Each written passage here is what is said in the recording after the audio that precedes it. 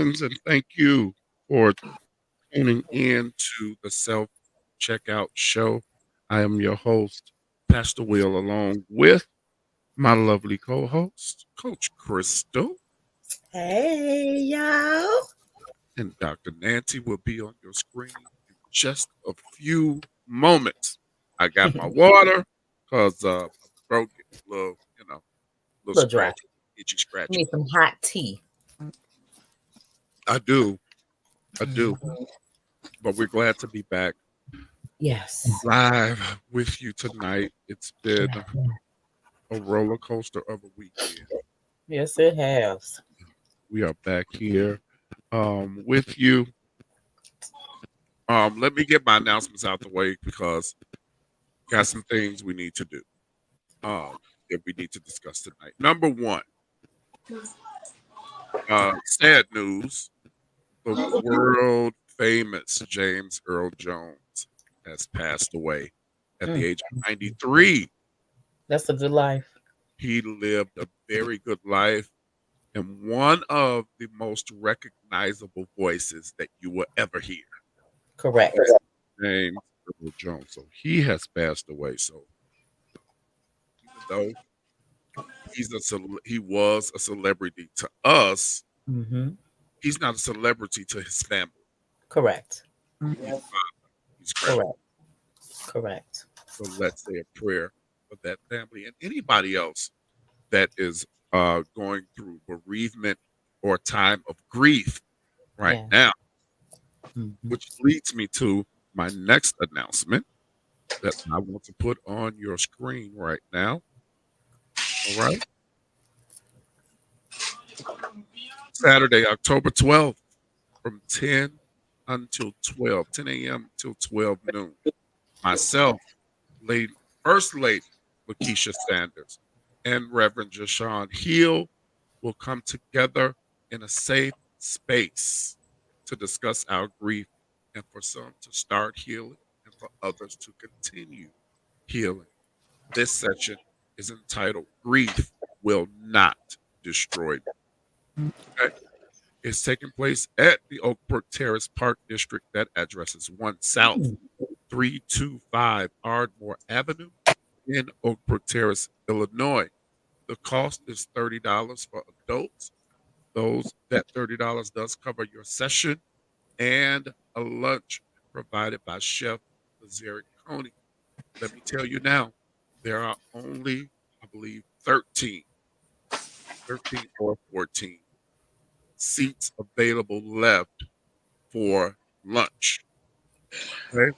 So if you are coming and you want Chef L's food, you need to get your money in, $30 in before next Friday, or September 20th. Right. After those seats are taken, every other seat will be general admission, $20, and you will be able to enjoy the session itself. So we definitely want you all who dealing with grief, can't seem to get over it, need some answers, need some help. You have some questions, you just want to talk. Because see, and I think I've said this before. I've said it when I went live, when I was walking. Usually these types of events, and just Reverend Jashawn is a licensed grief counselor, licensed counselor. Grief is her main specialty. Um, Okay. Usually, when we have these types of events, we come to them. Hey, Mama, Hey. we come to these events and we just let the counselor talk. Mm-hmm. That's not what this is. The counselor is coming to listen to us talk, and then she will respond That's out of good. her expertise. That's So good. yeah, I thought that would be, something good to do Mm-hmm. because everybody that loses someone or is grieving a relationship, even whatever, Mm-hmm. because it's more than just the loss of life that people grieve. That's correct. Whatever it is, um, I am allowing. space for people to talk and to let it out. Yeah. Because I was talking to two young ladies last week. I got an inbox about um Pull my pants up. I got an inbox. That's the. Pastor Mute Smith Nan. is here with us. Hey, Reverend, How Oh, y'all doing? my doing bad. good. Dr. Nancy, mute yourself, please. Oh, Oh, I'm. I can. All right, praise him. Um, young ladies called me and asking me about the event and what it entails. And I told her, yo, we're not coming to just sit down and listen to a counselor talk for an hour and a half. No, That's right. the counselor wants to listen to the people that are grieving, Yeah. and then she can respond with an answer. And so it is a safe space of healing and wholeness. And we have people that God placed on this earth to help us to deal with such things. So Mhm. that's what we're doing. So please, please, please, again, there are only 13 seats left for the lunch part of it. That's $30. You need to get that in before next Friday. Hey, Pastor, I'm sorry, I almost called you Pastor. First Lady Lakeisha Sanders. So get those funds in, and we'll deal with the rest of that another time. All right, ladies and gentlemen, Dr. Nancy is with us. I would like to welcome for the first time. Oh, she said Pastor is good too. All right, I got it. Pastor Keisha, I got it now. Because y'all doing your thing in East Chicago? East Chicago, I believe it. So proud of you guys. So proud of you and Pastor Antoine. Side note, Pastor Keisha and Pastor Twan will be here on the show 2 weeks from tonight. They will Oh. be on this show sharing their journey. And I've had them on the show before, but I felt the need to bring them back so that they could share, testify, and tell of God's goodness. And I specifically want them to revisit how this all started because I believe that somebody's going to be blessed by their story. So they're coming to share with us on the 23rd, 2 weeks from tonight. Next week, we will have author Sheridan Davis with us. She will be here next week. So, yep, we got good stuff happening. But tonight, ladies and gentlemen, we have my friend, my brother of a long time, one of the singingest, preachingest, organ playingest men that I have ever known. A good friend of mine, Pastor Dushan Smith. Hey, man, how you doing? Blessings to you all. How y'all doing? All Doing right. great. Welcome to the Self Checkout Show. We are so glad to have you. I specifically asked you to come on tonight as we dive into our topic. You, first of all, I'm moving too fast, y'all. I'm sorry. Thank you to my Facebook watchers. Thank you to my YouTube watchers. We appreciate you. To those of you that will watch the replay, thank you. We appreciate you. And to those of you who will listen to this audio podcast on Spotify, thank you. Got to figure out how to get the podcast across all streaming platforms. Somebody help me out with that because I don't know how. All right. Now, the reason why I asked him to come, let me take you all back. Let me take you all back as you hit the share button. Let me take you back. There was a post that Pastor Keisha Sanders made 5 days ago. It says statistics say that 83% of adult preachers' kids do not go to church. That percentage is higher than it's ever been. What's changed? Now, let me give you some of the comments in this post. One person said, preachers' kids or pastors' kids, either one, don't feel that the church is a safe space. They're always being judged. Another person, Reverend Gail Rice, said they've seen too much and they've sacrificed too much. That got Mhm. me. Another person said a lot of them are looking for truth instead of tradition. And when they question or ask why something is done, they can't get a straight answer, or they're told this is how it's always been done. Okay, got that. Um, this one also got me. It says this was from John Miller, the second. He said, "Many deal with so much that goes unsaid or unnoticed. Being burnt out for sure is a reason, but there's so much more that goes on." He says, being disrespected, overlooked as a pastor's kid, saying this. He says they're disrespected, they're overlooked, misunderstood, taken advantage of, disregarded, abused in every way. He said, talked about, taken for granted, deemed unqualified, not being given opportunities, overworked, unappreciated, placed under unfair expectations, just to name a few, he said. That was more than a few. But you have somebody speaking from experience on what it feels like to be a pastor's or a preacher's kid. And when they come of age, they say, I'm out. I can't do this no more. Some of them, not all of them, of course. He says, I see people on here talking about the people, but if we keep it 100, some preachers' kids aren't in church because of their parents.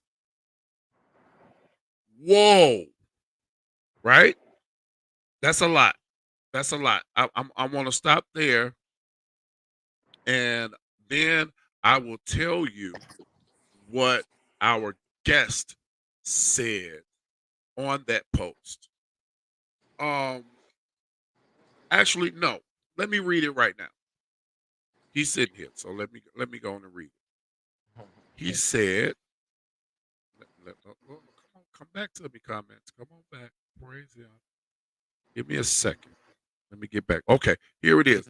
My guest tonight, Pastor Sean. Pastor Sean said, my son said he was burnt out, and I don't press or force the issue. Wow. Wow, wow, wow. Um, Pastor Sean, how old is your son now? He'll be 22 in about 4 weeks. He'll be 22. Mhm. Ladies and gentlemen, surprise, Pastor Ira J. Ackley is here with us tonight. I know this is one of, you gotta understand, this is huge for the Checkout Show because this is one of the busiest men in Chicago, probably in the country. Because if he ain't with A.F. Johnson, he in the White House somewhere. He at the Capitol. He always somewhere doing some big things. So thank you, Pastor, for joining us tonight. I know you can only stay for a few, but I wanted to get your viewpoint on a couple of things regarding why pastors' children don't come to church. Before I get to you, I want Pastor Sean to let us know. You said that your son told you that he was done because he was burned out and he's over it. Of course, I'm paraphrasing. And you said, okay, I'm not pressing. Give us that story. Well, like the post, the second or third part of the post that I posted underneath there, my son has been to church more than some folk 2 and 3 times his age.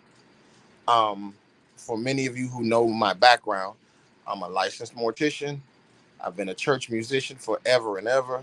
I'm preaching, I'm singing, and uh, I used to carry him and his sister. I used to drag them everywhere.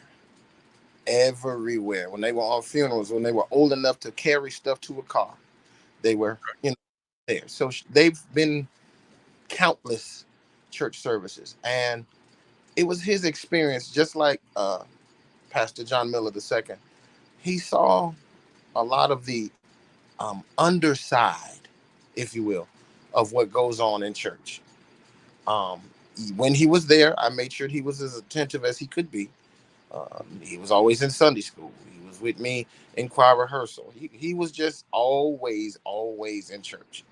To the point where he was like, "Dad, he got overwhelmed with it. I can't do it anymore." And I didn't push the issue simply because, let me back up and preface this. While we're talking about this, amazing thing happened. He came to church Sunday. Oh, wow. He actually came to church with me Sunday. But Okay. he stated that Dad, it was just too much. He was a football player. He missed out on a lot of stuff because of church. And then when I allowed him to do what all the football, he was pretty good at it.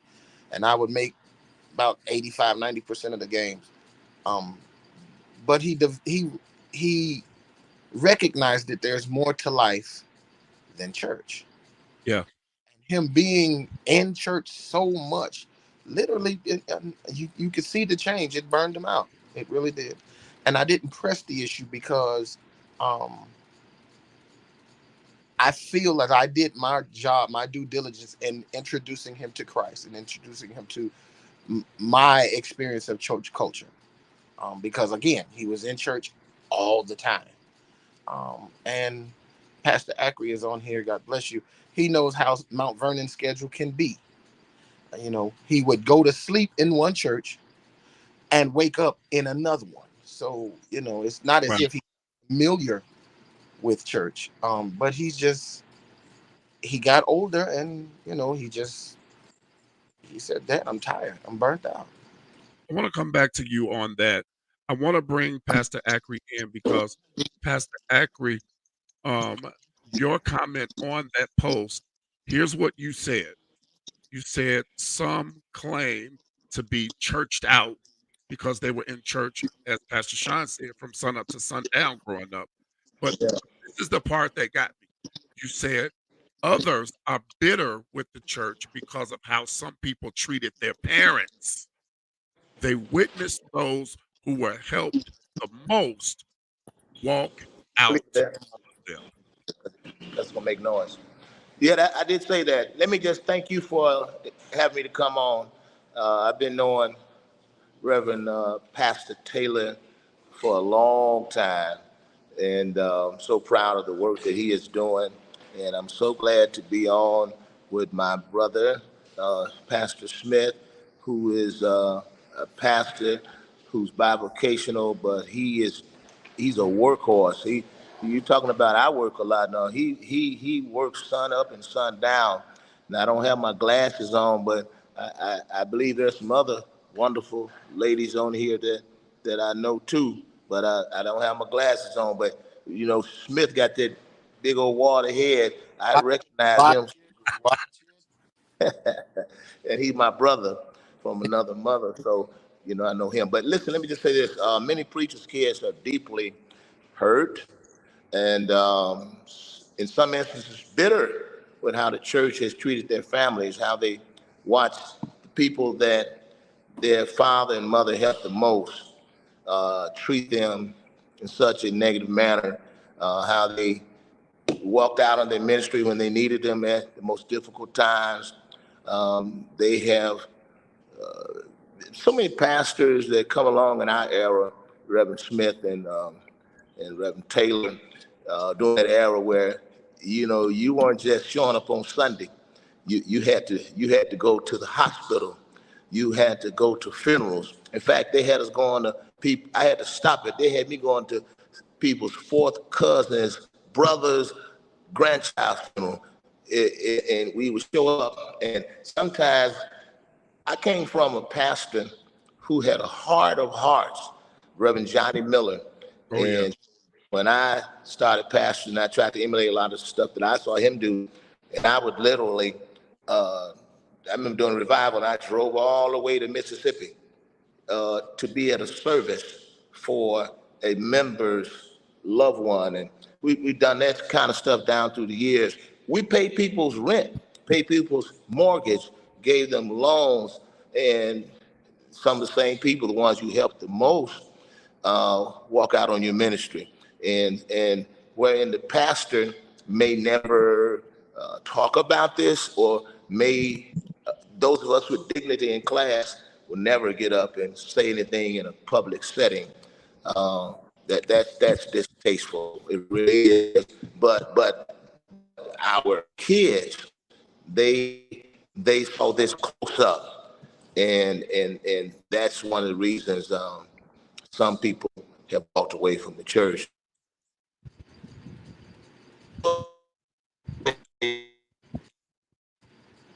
Other thing my kids and other pastors' kids are familiar with. The coming off under the mic. Can y'all hear? Uh-oh, can y'all hear me? Fading in and out. Oh, Lord have mercy. I thought I was saying something. All right. I'm going to take a walk. I'm gonna walk up to my office. I just left a meeting. Give me a time to come back. Okay, I will give you time to come back. All right. Pastor Sean, what do you think about that? Pastor we said that, and I know it's real, and Dr. Nancy is here. She's a pastor, her and her husband. And I'm not a senior pastor. I'm an associate pastor. Being an associate pastor, you walk very, very closely with the senior pastor, right, Coach? So we do get to see a lot that goes on behind closed doors. And we also get to see some of the things that Pastor Ackery said that I'm sure you, Sean, you, Nancy, have experienced. Some of the people that you help turn around and will leave you high and dry. And your children have to witness the aftermath of what you are or how you feel after this happens. So share your experience with that, Sean. As Pastor Ackery stated, there's a whole lot of incidents where they're with us when we have to be ministers to folks outside of the church and outside of, various settings. And they get to see the dirty underbelly of a lot of folks' attitudes about church and towards church. And they develop real nasty tastes in their mouths because of it.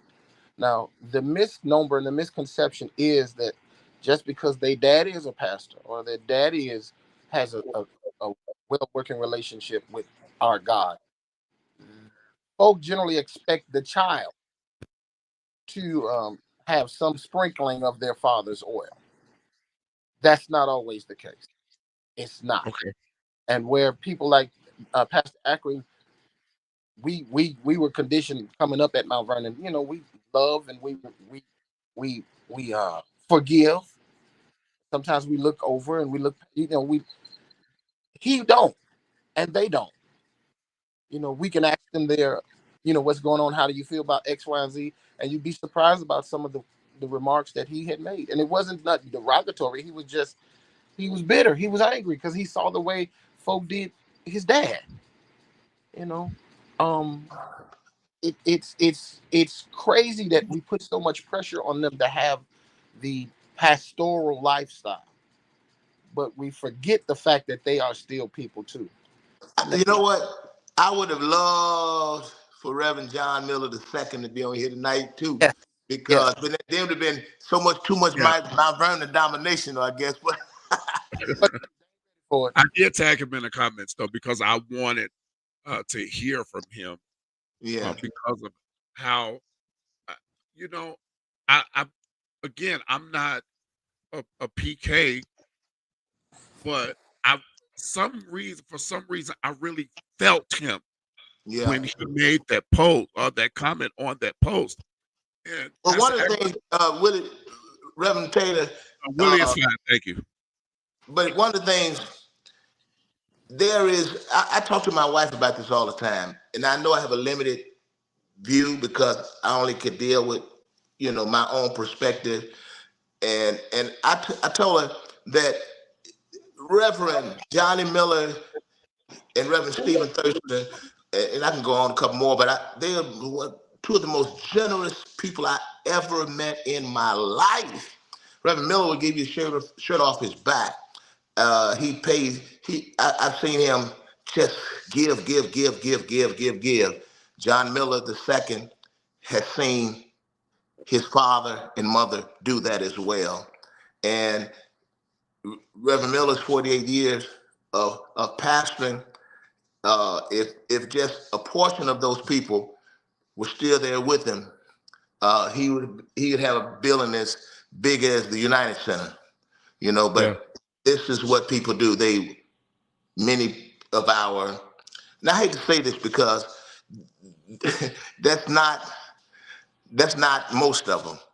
We have the privilege of pastoring some wonderful people, some great people, and who have sold out to God and who are very loyal to their senior pastor. But the pain and the perils and the beat downs and the disloyalty that pastors' kids have seen, even though that's not the majority necessarily, that's enough to really just be a great deterrent from church. But before I got messed up by the internet, I was saying that a lot of these children, as Reverend Sean mentioned, they are exhausted from living under the microscope of scrutiny. Yeah. That the pressure of perfection. My son told me something. My son's 35, and he played college ball and all that kind of stuff. And he told me something I did not even know this. I felt so bad when he's playing college ball. He said sometimes when I would come to the game, he would take a different demeanor, and he would laugh. He said like we be playing ball and man, you drop a curse word and da da da and scream yeah. And he said, but he didn't really. He always felt the pressure that he couldn't really do that because he's Pastor Iraq's son. He didn't want to make me look bad in any way. I'm saying, what? Man, you probably could have competed at a higher level, man, if you threw a little cuss words out or something. Yeah. Right. you know. I want to hear from. I know you're driving, Dr. Nancy. Hey, I'm not driving. Actually, Pastor Martise is. I'm riding. So I've taken in everything, heard everything that everyone has said. I am not a pastor's child. However, I was raised in the church all of my life. My mother was on the board, the executive board at Miracle Revival Center in Maywood. So I have had some experience, although not a preacher's kid. I have had experience as far as my mother walking close. And then, as you stated, my husband and I being in ministry now, as well as marriage counselors and or therapists, if you will. So I think that I've got a hand on it in all kind of different, or in a very, different various of ways.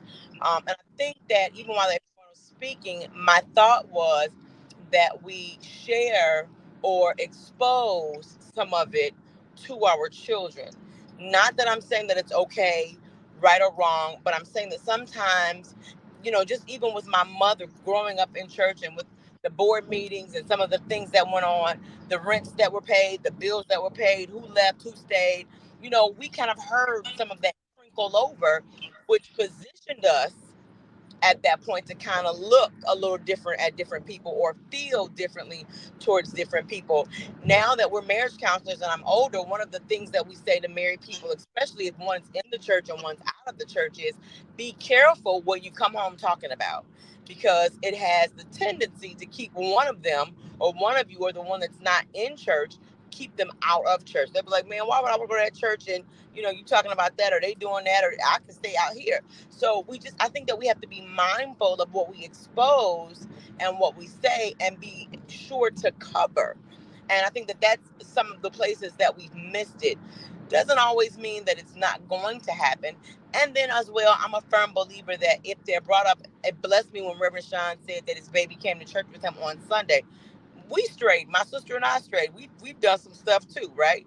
But look where we are now. So I'm a firm believer, if you bring them in the way that they should go, when they get older, they won't depart. What's in us has got to come out of us, and we will circle back.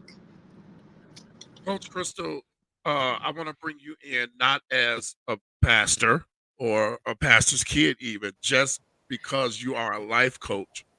I want to bring you in on something. I left this comment on the screen on purpose. Pastor Ackery mentioned the pressure of perfection. I think that pastors' children sometimes get a bad rap because people expect so much out of them just simply because they are the pastor's kids. Like they can't have a normal life, and they pressure these children to be, almost perfect, Mm-hmm. and they're not going to be. Mm-mm. So let's chat about that. Well, I think that there's a false thought process of people's expectations.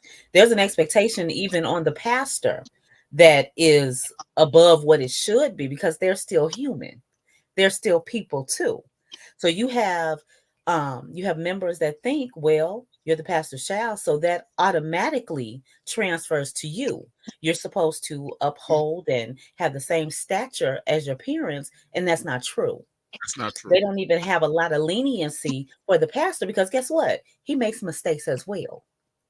And he has to go back to God, ask for that, acceptance, that those just to be kind of, I guess, cleared of what they're doing, if just to use that word. But it's all the same. The person that you are, they are too. You had to find your way. They found theirs. Of course, they have a higher calling. So they have something else to have expectation of, but that's from God. Your expectation is here, and you can't hold a child accountable for that. And a child, a pastor's kid, I mean, my pastor has 5. And I've seen how people hold them accountable and nail them to the cross for the smallest thing.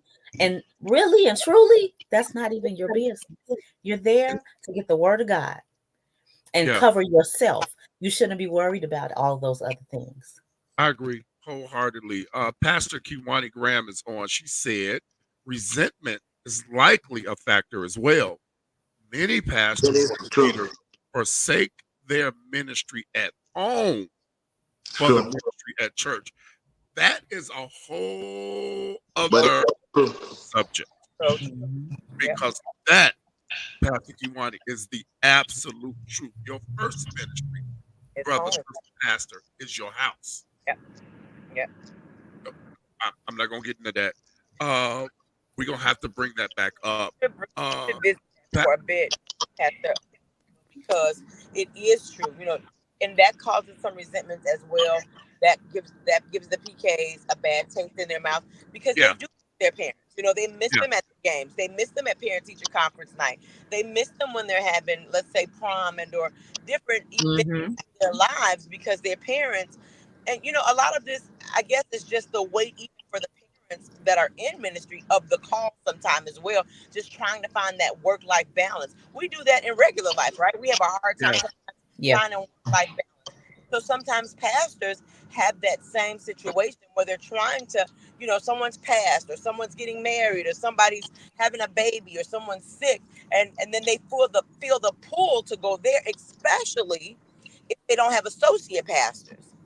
True. Now who's gonna go meet that need? So it's a pull, it's a weight, and I think that, like you're doing tonight, there needs to be discussions like this more often, not just on this platform, but in ministries as well, For and sure. in families as well, For of sure. those families that are dealing with it, because it's a lot of pressure.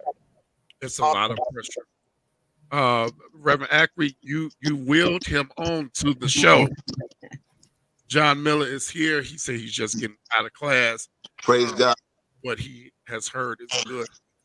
John, I want you to know that I read your comment that you made under Pastor Keisha's post, and I think that your comment resonated with so many people. And we talked about a few minutes ago the pressure of perfection that some people expect out of pastors' children or preachers' children. Pastor Keisha is here. She said she's talked to preachers' kids who felt like the church was put before them, and they resented the people because of this. Pastor Ackley, I know you can't stay long. Whenever you have to go, that's fine. But can you talk with us about this here?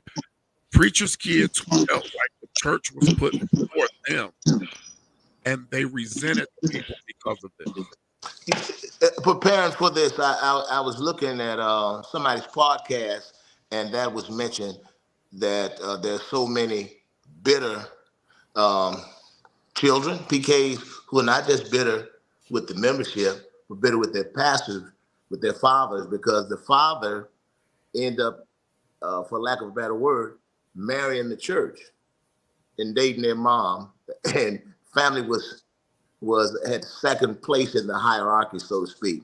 So that is the reality.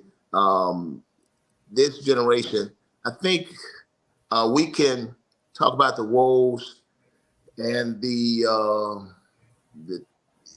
of the horror that's associated with the current church. But what we can do is be proactive with the pastors and ministers that are coming along now and teach the right way.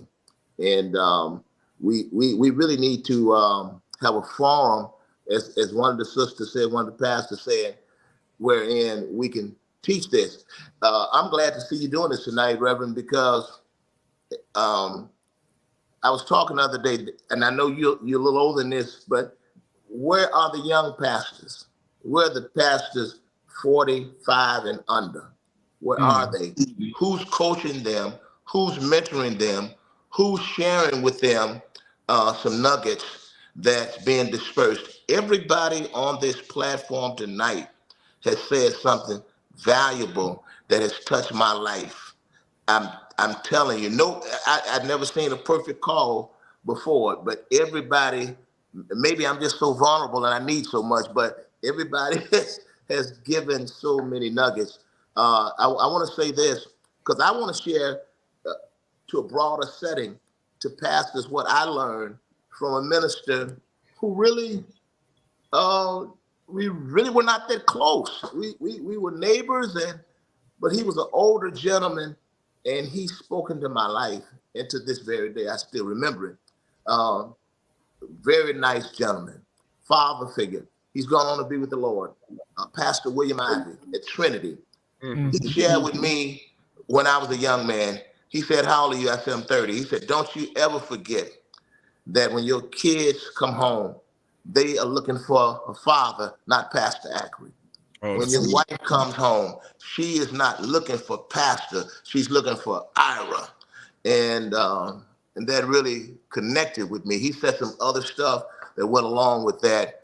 And we made a pact, me and my wife, once I conveyed that message to her and it resonated in her heart, we made a pact that we would not come home and talk about the church. Whatever goes on, we will not talk about the church at our household. They will get mom and dad at home. we made a lot of mistakes down through the years. We perfected that. Right. Yeah. Thank you for sharing Good. that. Pastor Sean, looking back, is there anything differently that you ever, oh, let me rephrase that. Have you ever felt that there was something you did that caused your son to say, I'm done? Um, Naturally, the one who's really involved with their children's lives, sometimes I have to question, you know, should I have drug him from church to church? Should I have allowed him to go home with his mom or whatever and just be a kid? Sometimes I think um, I overdid it, but again, as Pastor Henry stated, we come from a stock that it has we're at church and we are church minded and we do church stuff all the time, and so maybe I could have allowed him not to hang with us or go home or hang out with his friends, etc. and so forth. It was a protective measure of mine. I will say that. Uh, but growing up in church, not as a preacher's kid, you do know that you can get just as much trouble in church as you can out of. Yeah, that's true. It was it was kind of a protective measure, but maybe I could have loosened the reins a little bit and let him enjoy the other parts of his youth and childhood, as opposed to just being drugged from funeral to concert to Yeah. playing program or Yeah. But in the long run, what was stated earlier, if you put it in them, eventually it's going to come back out. Which is why I prefaced the statement that it did my heart good for him to want to come on his own volition. It wasn't any kind of when the gun he literally wanted to come to church after years of saying it just did my heart good that he wanted to come on his own accord. Yeah. So yeah, if I could have, I probably would have let him go hang out at the arcade or I'm dating myself. Hang out at the arcade or walk the mall or something like that. Yeah. I don't regret dragging him from church to church. That's right. Or Good. some where I probably could have just let him relax. He got sick of grabbing who was the drummer at Helping Hand? I can't remember the name. Brian? Getting drumsticks from everybody, or he got 1,000 uncles. Everybody called me uncle. 1,000 uncles in Chicago that are all musicians. He could have just been left, I think he could have been left at home with a video game in his hand. Yeah. But I don't regret. That's good. I don't regret, but yeah. It's good that you don't. It's good that you don't. Listen, Pastor Sean, Pastor Ackre, he's gone now. He told me he would be cutting out. I want you to know, first of all, thank you for coming on to the show tonight. I will be reaching back out to you again because I had already had it in my mind, and as Pastor Ackre mentioned, it probably won't happen until springtime, maybe. I'm not going to do it this year. I think that I want to do something in person where we can have pastors and preachers and their adult children even because there it goes both ways, I think, and I'm going to let you go. I think there is some cases where they've seen too much, they've heard too much. I think in some cases where and Coach and Dr. Nancy, I'm going to chat with you all about this in a few minutes once Pastor Sean leaves. I think it's some cases where they see you one way in the pulpit, but you're totally different at home. I think that's a factor. There are a lot of some kids, if we're honest enough, they just don't want to do it. for whatever reason. Mhm. And I think I'm thankful for my platform. I'm thankful for friends like you who are willing to be an open book to share your story with us. I think I want to pull us together in one place so that we can talk about this because I'm fool enough to believe that there could be some healing to take place. Sometimes it's as simple as an apology. Mhm. We'll talk about that another time. Ladies and gentlemen, those of you that are watching, this is Pastor Deshaun Smith. Thank you so much, my friend, for coming on. We'll chat with you real soon. One thing before I leave, Yes. Dr. Nancy, there's a fella on the side of you who was supposed to have been my first business manager long, and I'm still waiting for the first gig. But my, is my guy. That's my dude for real. God bless you to the other panelists. God bless you. I'm probably going to get to meet you later on. To my Apostle Fingers, because he calls me Apostle Fingers. Bless you and this platform. Keep doing the work, man. God bless you all. I'm finna go watch wrestling. Bye. All right. Love you, man. Thank you. Wow. Wow. Oh, wow. Uh, let me grab a couple of these comments, y'all, and then we can unpack this. Pastor Kiwani said PKs have internal views of their parents' lives, and in some cases, the doctrine they teach don't align with the discipline they see. That's what I'm talking about. This is problematic and clouds their view of the church. This is or doesn't align, okay, Yes. with the discipline they live. This is problematic and clouds their view of the church. This is one issue.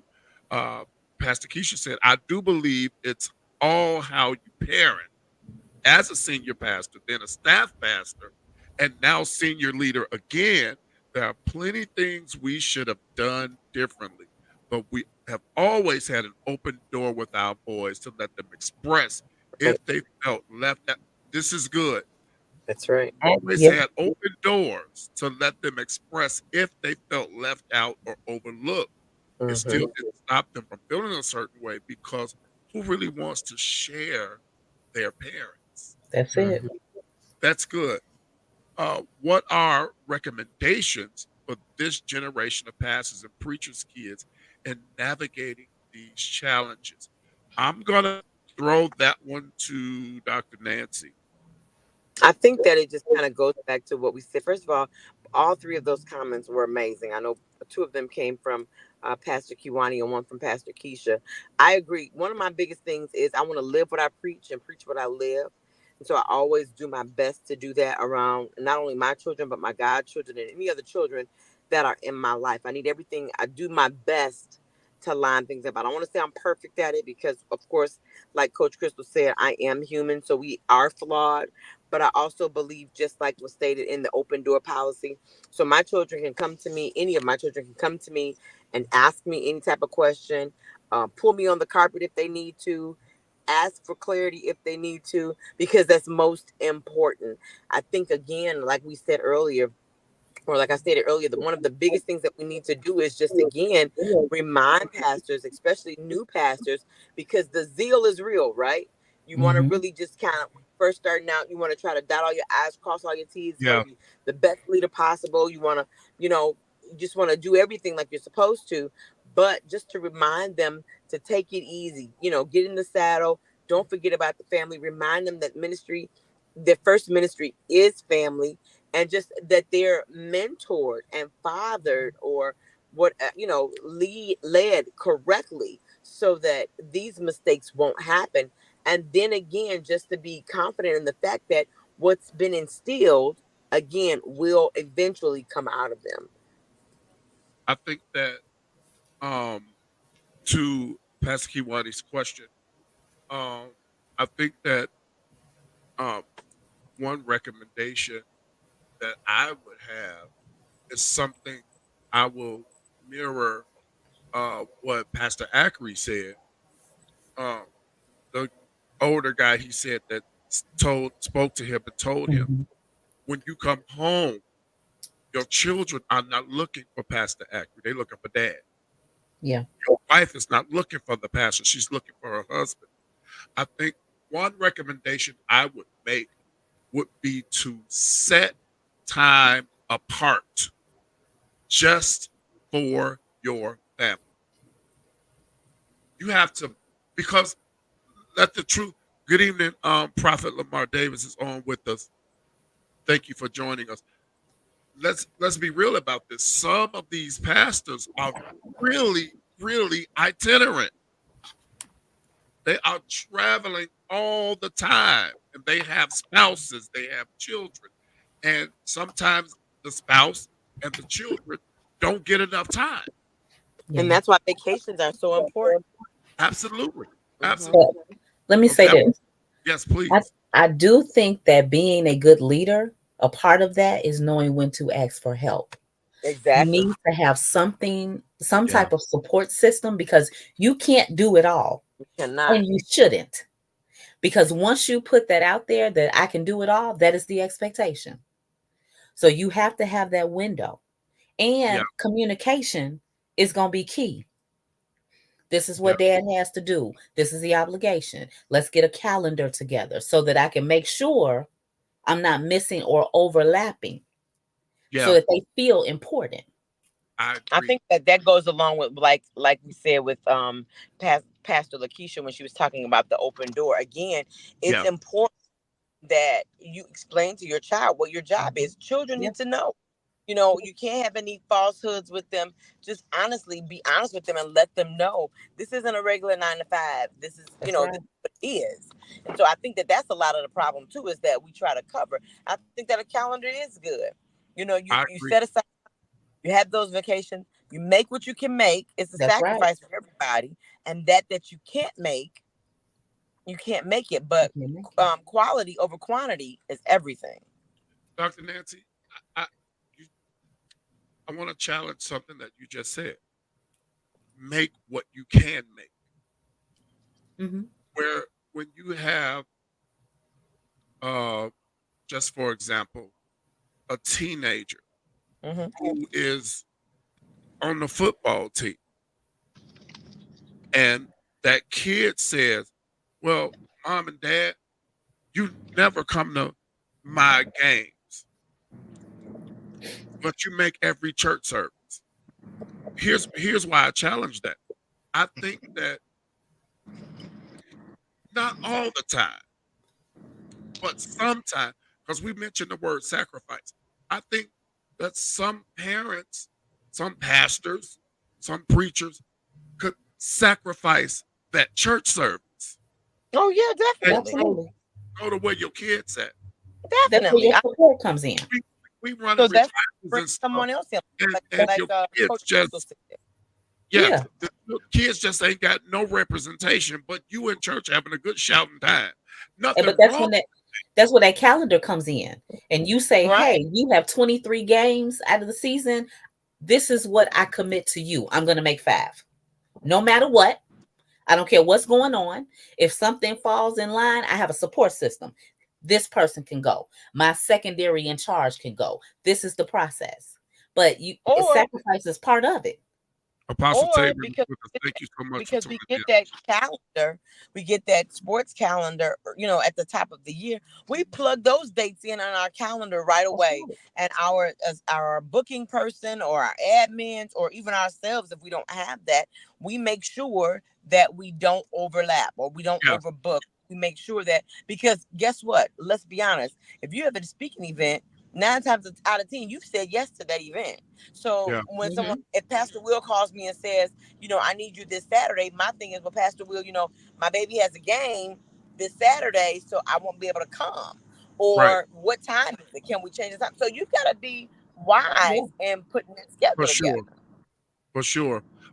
Prophet Lamar Davis says, honestly, this is one of the fears that prevents me from saying a whole yes to ministry. I don't want my kids to suffer. Yeah. And you know, as they say, Coach, it comes with the territory. It's also important as a pastor, when you have children, you have a family, you make those things known to your community as well. The flock that you lead, they have to know I have an importance with my family just as I have an importance with you. I have an Yeah. obligation to them just as I have one to you. I'm their covering too. Absolutely. So I may not be able to make it. If the expectation is already there, then they already know. The pastor has his kids, his kids playing football, so he probably not going to be able to do this. Yeah. Mhm. I agree. with Because I'm just even thinking, like, let's be fair. My children's father was in retail, and Mhm. so come on, that comes with long That's hours, right? demanding. it does. The, Yeah. the mall does not close until 9 p.m. Some and stuff Yep. you just cannot make. you That's cannot the make truth. You can't that. make And you, it. and so they can't. I showed up, or someone else showed up, an auntie, uncle, godparent, or something like that. That's why it's important to have a village as well. It's So we don't want to important. put all the pressure on the pastors, if you will, because they're working. Come on, y'all, it's work. Right. It's work. Yeah. Right. So they need to have some avenues or different outlets as well. Yeah. I like what Kiwani said. Scheduling time is great and needed, but prioritizing them is even better. Which kind of brings me back to kind of what Coach said. Okay, you got this many events going on. My son has this many events. I can commit to this many. Yeah. I think that's great, but scheduling is good, prioritizing is great. I hear you because I think that the child, and I'm saying this as a young kid or teenager, I'm thinking maybe, but some adult children may feel the same thing. I want to feel as important as your church service, That's the thing. as your child. Make me feel like that. Make me feel like I'm the priority. Mhm. So I think that we have to really. Somebody mentioned work-life balance earlier. I think we really have to master that. Thank you, Mark Stennis. Good to see you on. Thank you. We have to really, really master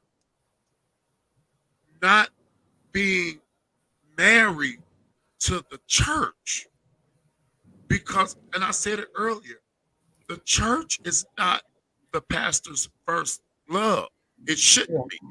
It should be your family, your house, your spouse, your children.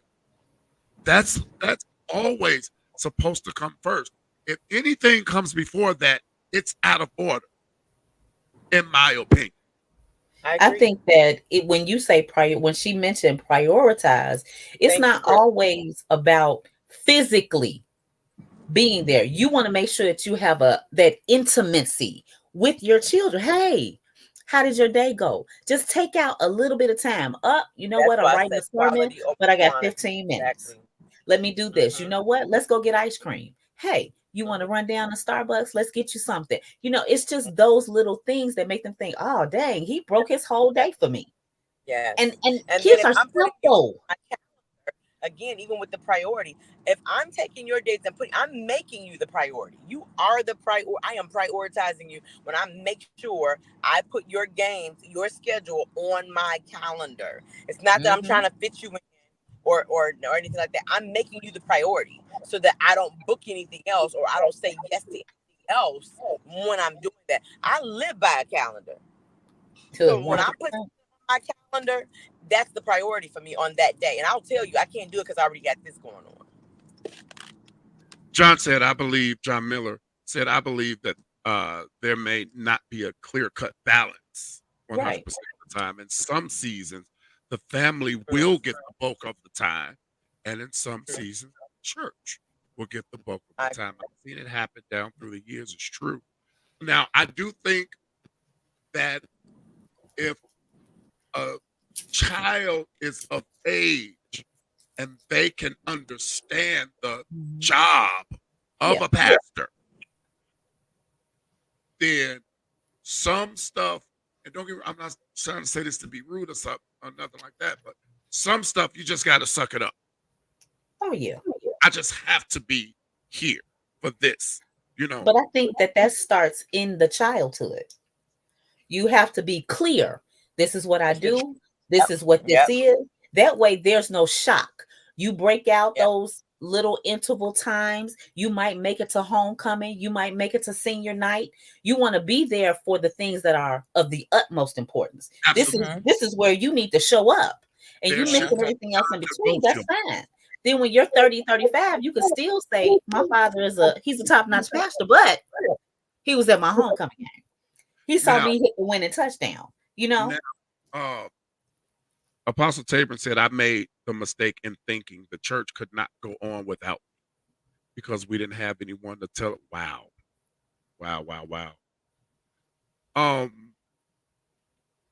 The initial post that Keisha Sanders made said 83% of pastors' children have bounced. Now, let me tell you where that came from. Pastor Jamal Bryant has a podcast. On his podcast, he had Jessie Wu. You might remember her from Wild 'N Out. Yes. She was a Wild 'N Out girl and then turned comedian. Mm-hmm. Very, very popular lady. Her father was a pastor. Yes, he was. And she was turned off to church and ministry because of her father. She said, of course, I paraphrase it, my father's a liar. He know he ain't no good. You know, this is something that a pastor's child said about their father. Mm-hmm. So you can't be one way as a leader, as a preacher, as a pastor, and then be no good to your kids. I'm talking male and female. This ain't all male, and we not pastor bashing, we not PK bashing, we ain't doing no bashing. We're trying to help you. Yeah. You gotta be the same way, man. You gotta love your kids just as much as you love your parishioners. And show them that love. And at the same time, while we mention balance, the child has to understand, Mama, Daddy, this is what we do. And if you expect, let me flip a little bit here. If you live under my roof, you going to. See, I think that sometimes some people, some parents give their children too much freedom. Because again, I don't have any biological children. But I would imagine that if I'm getting up on Sunday morning, you getting up on Sunday morning. Until you pay your own rent, you don't get to decide when and where. No, you going. I ain't no 13-year-old finna stay at my house. No. Get your tail up and come to church. Pastor Tabor said the problem with that statement, a pastor can never be free as a person. And I need you to break that down a little bit. A pastor can never be free as a person in their own home. I need to understand a little more of that because I don't understand why not. Anyone who does not provide for their relatives and especially for their own household has denied the faith and is worse than the unbeliever. 1 Timothy 5:8. Presence, listen.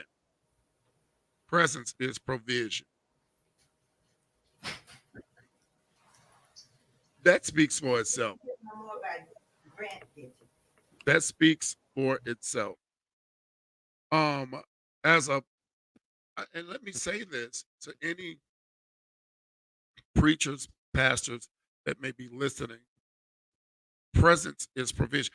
Sometimes I know you can't make everything, but you can make some things. And sometimes the child, even if it's an adult child, sometimes they just want you to be there. Mhm. And that's okay. That's okay. That is okay. But for them to say, Mom, Dad, I need you for this. And then, you know, something is you can do without. Because why now, it's one thing if you have an engagement or you gotta preach or you got, marry somebody, bury somebody. Because all that's a part of being a pastor or a preacher. We do Mhm. all of that.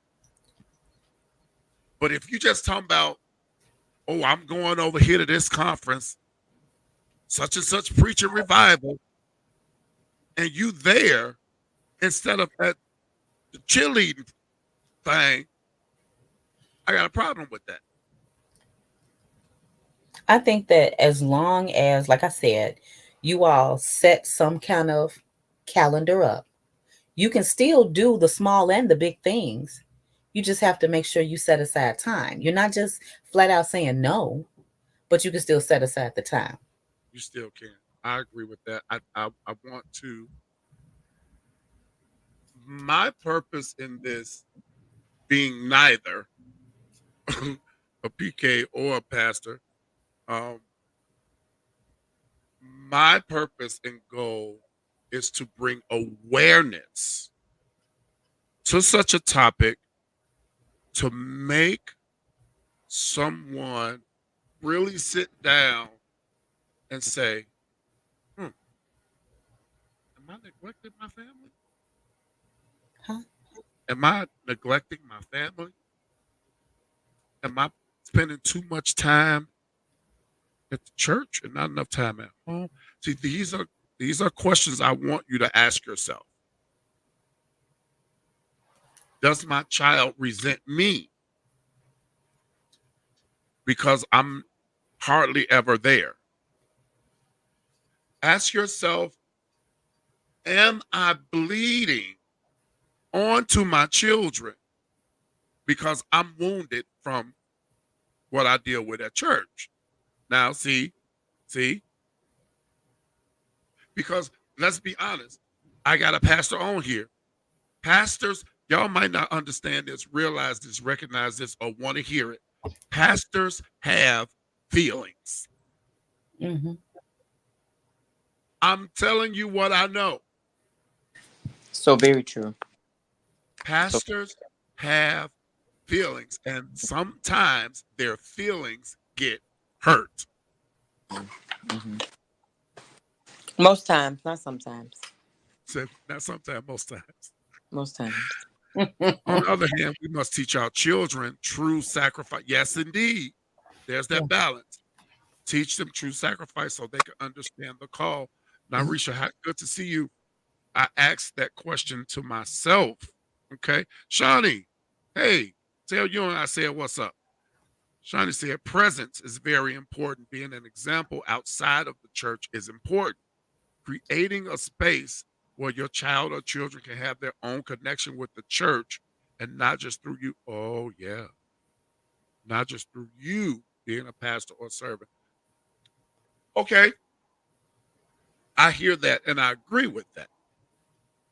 Um, but as I was mentioning a few minutes ago, sometimes the children hear stuff, they see Mhm. stuff, Mhm. and that people say mean and nasty things about their pastors. And the Yes. children hear it.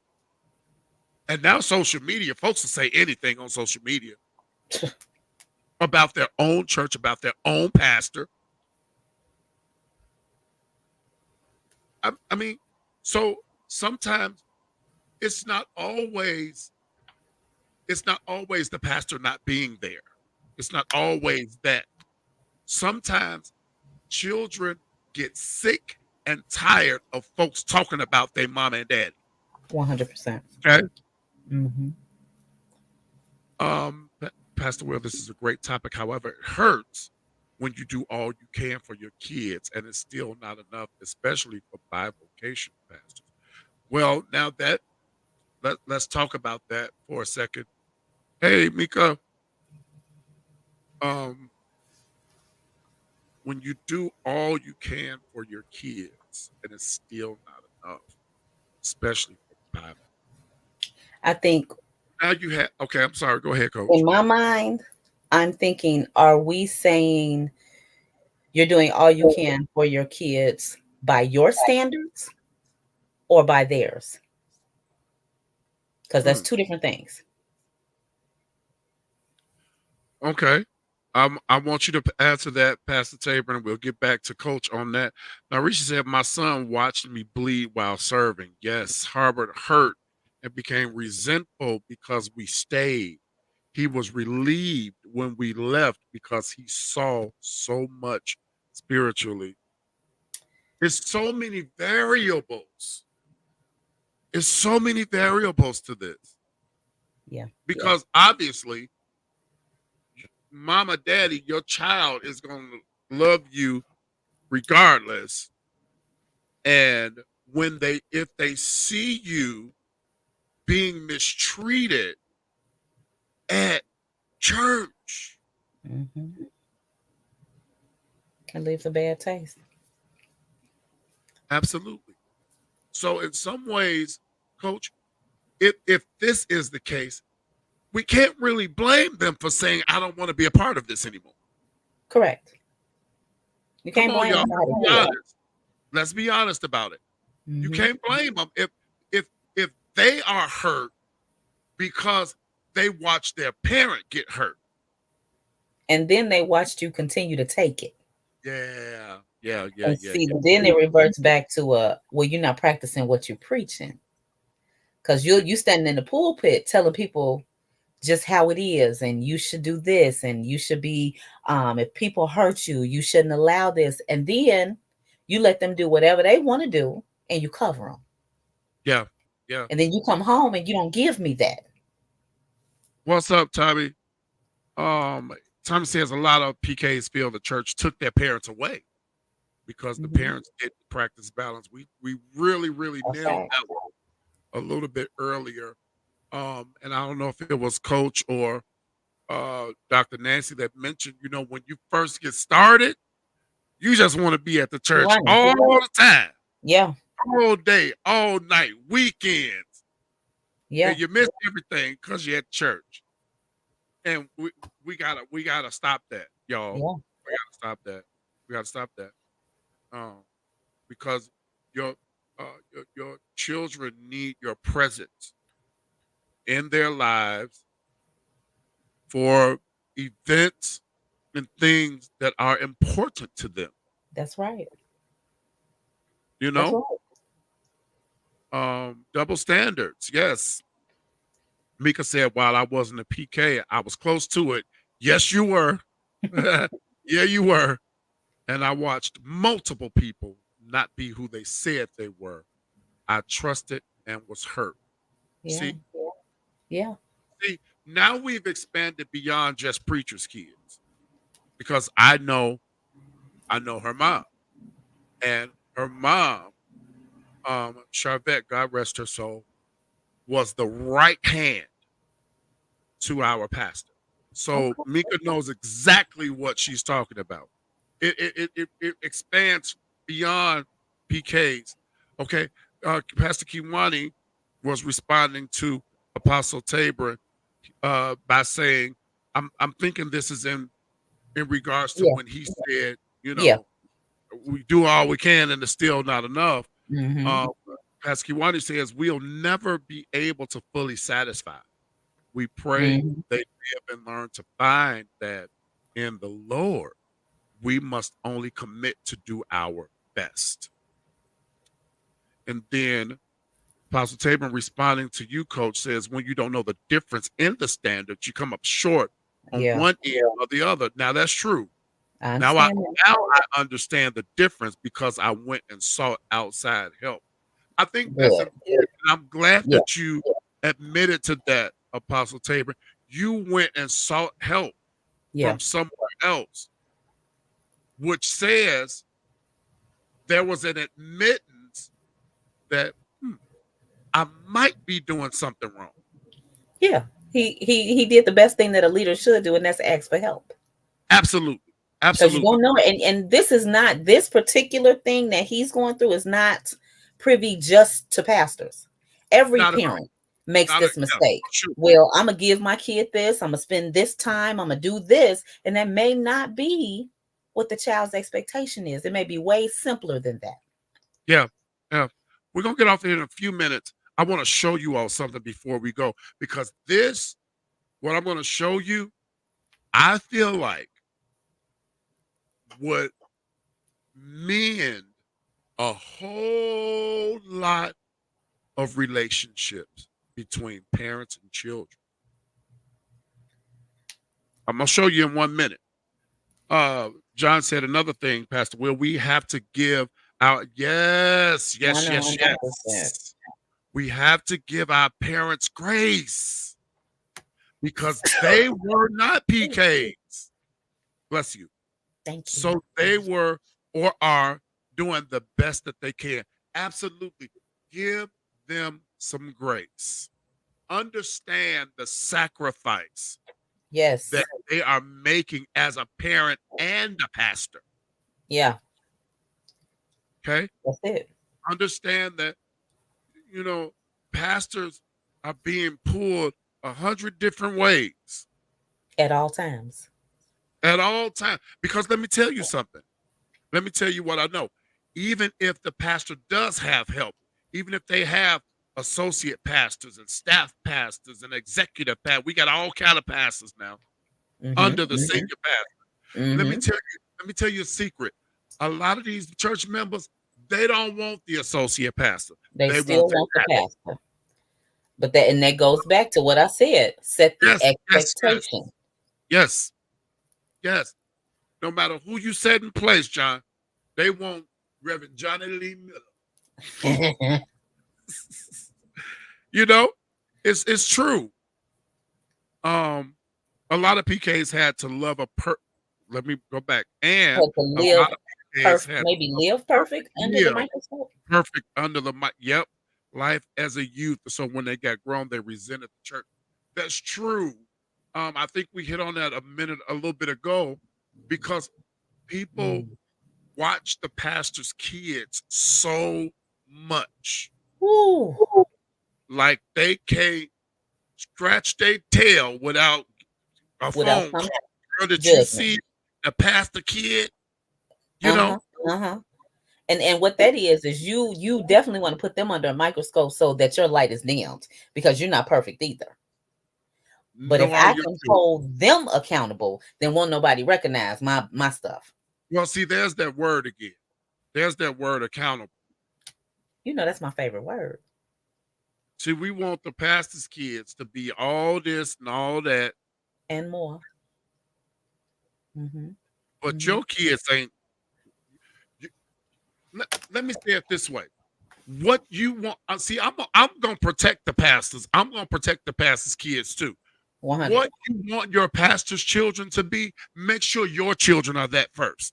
I said something right there. First. Make sure your kids are that first. You can't hold them to a higher standard and you living. And you holding yours to zero. I'm just saying. Because my leaders were great pastors, preachers, but they were not. Ooh, my Lord. Apostle Taylor, you dropping some heavy stuff in here tonight. They were good pastors, but they weren't good counselors. Wow. And it's important. It's just why he had to seek outside help. It makes sense now. It makes sense. It makes sense. As a matter of fact, give it one to another grace. Parents, give your children grace. Children, give your parents grace. A mutual exchange of grace. I like that. Yeah. Charlotte said they are human too, though. That's right. They are human, though, the PK. Yes, the pastor's kids are human. You can't expect them to be the pastor because they're not. And he is human as well. He is. So let's just be honest with ourselves. You want grace, but you don't want to give. Yeah. And it don't work that way. It don't work that way. It don't work that way. Latanya Willett, hey, Glad to have you join us tonight. It does not work that way. Yes, yes, yes. God can use guide and source help outside of the umbrella of the church. And in a nutshell, boom, mind your own business. They can't.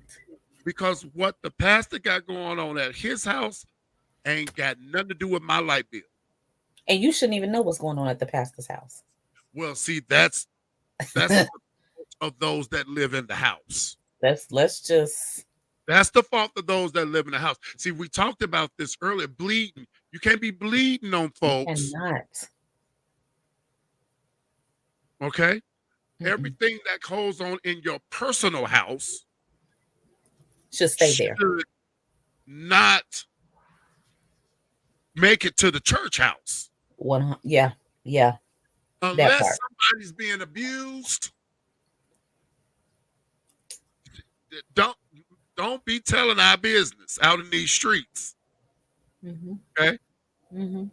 And then what happens in the church, you shouldn't be telling to folks that's outside of the church, outside of your church. That's right.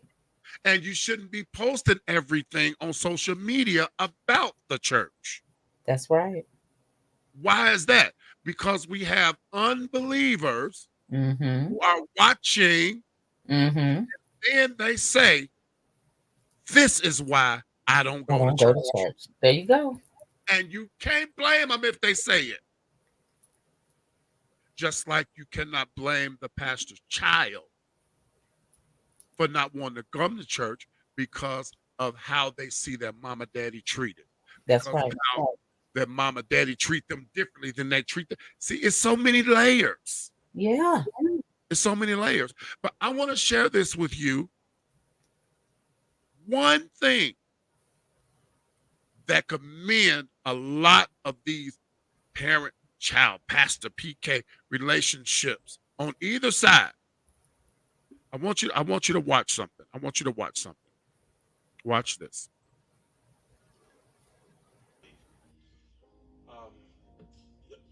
The lady with the scarf. Come here. Yes.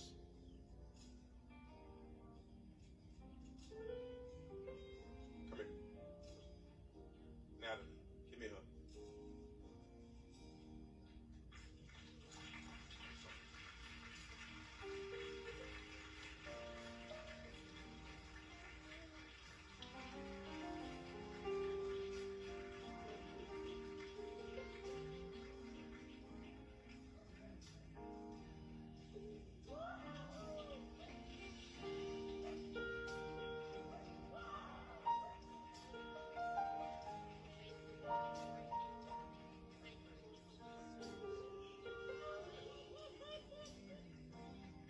For those who don't know, this is the lady where we had the viral moment about the hush situation.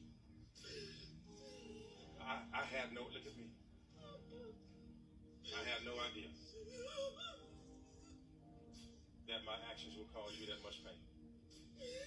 And I want to say in front of this body that I am so sorry for the trouble that my actions caused. Bless you. I'm so sorry. That's all she wanted was an apology. And now here comes restoration. Yeah. Pastors, you don't always get it right with your family. That's right. That's right. You don't always get it right with those that you oversee. The church. Pastor's children, you need to understand the job of your mother or father. Okay? Yep. And as much as you don't want to share them all the time, if you understand the will of God, even if you understand church business, even then, pastor's child, you need to understand that mommy and daddy, sometimes they won't be there. They want to be, but sometimes they can't. Give them some grace. Give them some grace. Some pastors and parents are doing and have done the absolute best they could. They didn't know everything. They dropped the ball. They made some mistakes. They still love you, and you still love them. So let's be kind and show pastors to children, children to pastors, parents, because don't forget your parents first. Show each other some grace. And one of the most profound things that I have heard tonight came from Coach Crystal when she said, sit down with a calendar. Hey, let's just work it out. I got to be here on this day. What you got? Work it out that way. Yeah. Because pastors, your children, even though they know you love them, they want to see you. They want to see you. So let's just be kind to one another. Excuse me. Show each other some grace, and it can be done. And it can be done peacefully. And it can be done in a way, everybody's not going to be happy all the time, but it can be done in a way where, for the most part, everybody will be okay. Yeah. Everybody will be okay. Keep your house business outside the church.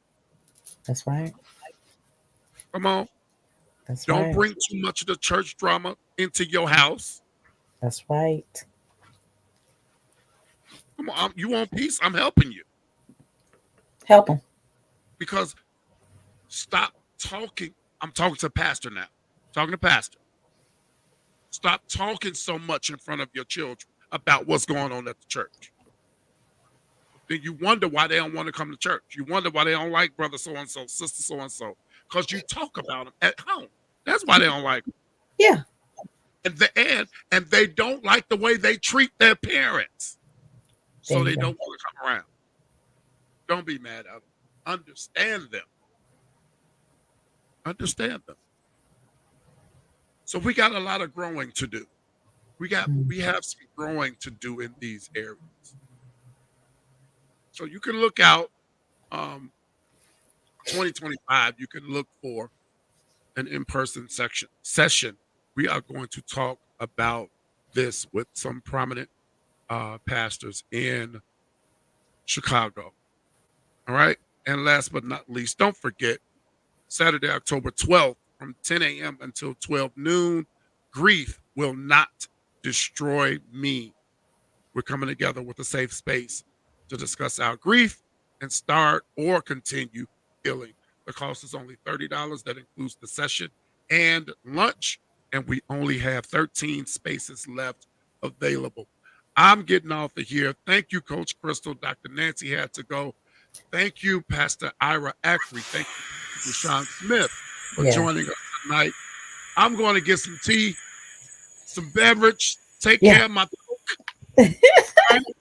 Yeah. I love you guys. We'll be back next Monday night with author and prophet Sheridan S. Davis. We'll see you next Monday. Good night, everybody. Good night.